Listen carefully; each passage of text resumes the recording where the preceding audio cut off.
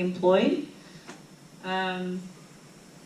But really, more than anything else, the primary purpose of this framework is to be a primer of the individual and the life aspects that we talked about to fully embrace the ongoing transformational human journey. That's really what it's about. To brace ourselves and to just jump in and accept the changes and understand that transformation is a natural mechanism of human evolution. So embrace the transformation. And this is the framework. These are the pillars of the risk minimizing and benefit enhancing psychedelic work, structure, excuse me. And we will get into all these in the next slides. And do want to mention that some or all of these elements can all be utilized for either recreational, ritual, or therapeutic contexts.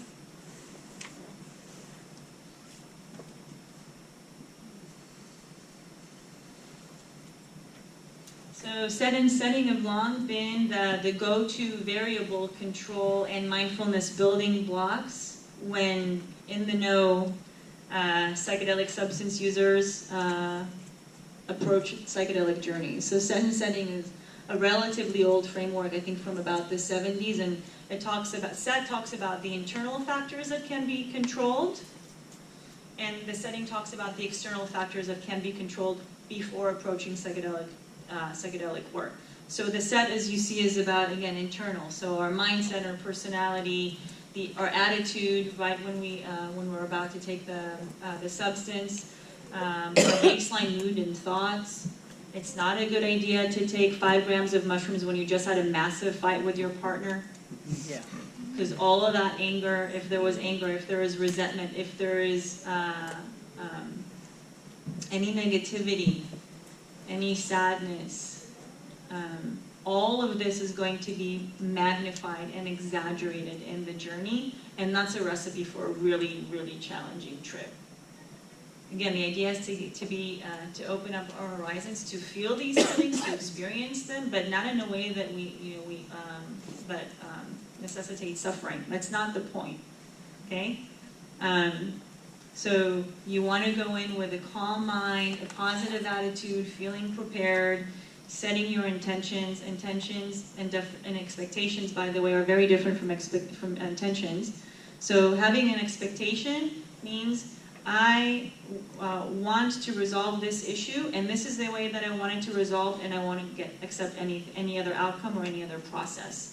And then what would happen is actually that your intention, if you set the exact same intention saying, I would like to focus on this issue, but I release any expectation of what it needs to look like, but I would like to resolve this issue, but you're open to the way that it's going to get resolved, then you're going to get taken on the ride of your life. While you're in it, you might not even understand why you're experiencing or seeing all the things that you're seeing. But then when the journey is over, all of a sudden you realize, oh my God, I actually did resolve this issue. I don't even know how that happened. Because with your own mind, the sober mind, you will never be able to orchestrate the beauty and the complexity and the incredible ways that we can actually solve problems and release issues when we just let go of our mind and allow our inner healer to take over. We just can't conjure up these experiences with, again, our right sober mind. So when we turn off the default mode network and allow the other areas of our brain to take over, and our heart, really, it's really a lot about heart work and energy. When we let that take over, then our intentions get met in the most beautiful and spectacular ways that are hard to describe. So that's the difference between intentions and expectations. You set out an intention and you let it go, and then it's met. You trust, you surrender, you trust, and then it's met. So that's the set, right? And then the setting is all about the surroundings, the environment, as Ben talked about in the research, right, that's happening right now. Everything is curated very carefully. The music playlist, even the decibels that it's played in, the objects in the room, none of that is left to chance. None of that is an accident. That lamp is very intentional, that mushroom lamp. The rug on the floor even, yes, because some of the patterns on the carpet can induce certain visions. So the music, the people that you have there with you. Now think about the difference between those therapeutic contexts to taking a substance at a recreational festival or an art music festival, where you have tens of thousands of people. The lasers are blinding. The music is, you can't get away from it fast enough because it's so loud. You can't, the drum and bass is just like boing, boing, boing. And you can't stand all the sensors that are, basically it can feel like an attack.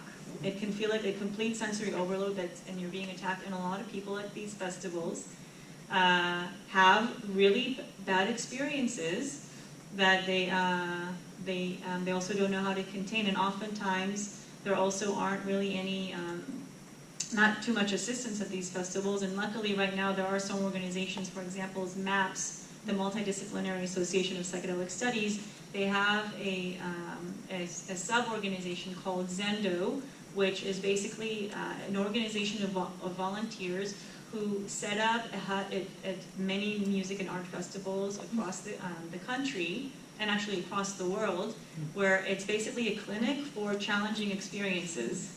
So anyone who has taken a substance and is having a challenging experience and really have no safe place to go, they get taken to the Zendo. So they have sanctuary there, they have a hot cup of tea, they have people who are experienced with the medicine who can just sit with you as you undergo your process in a safe and permissive environment where you don't feel as paranoid as you do outside. Outside there can be cops, there are just too many things going on. So in a safe environment, and then the experience just kind of dissipates eventually, and you can go back to your tent.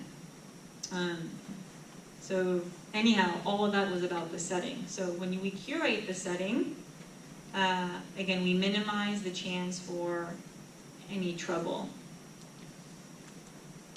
And then to the setting, which again, this has been, this idea has been in place for years. I added a couple of extra blocks, which is the skill set, the navigation skill set, which is really all about an internal toolkit that the psychedelic user can learn and reach into the toolkit internally as they're navigating the psychedelic space, and utilize the different tools to either deepen the experience or actually kind of take a break and get some rest or balance out if it just gets too intense. So you're just able to maneuver through the experience with a lot more diligence, with being a lot more centered, and also you're more able to take in more of the content. So that's a navigation skill set that can be learned prior to the experience. And then the support is the idea that to have integration support. So I found a couple of integration communities here in Los Angeles, and meeting all the people in the community, that basically we provide a space for people to merge and connect in a room, in a meeting, and talk about altered states, and talk about their recent experiences that they've had with these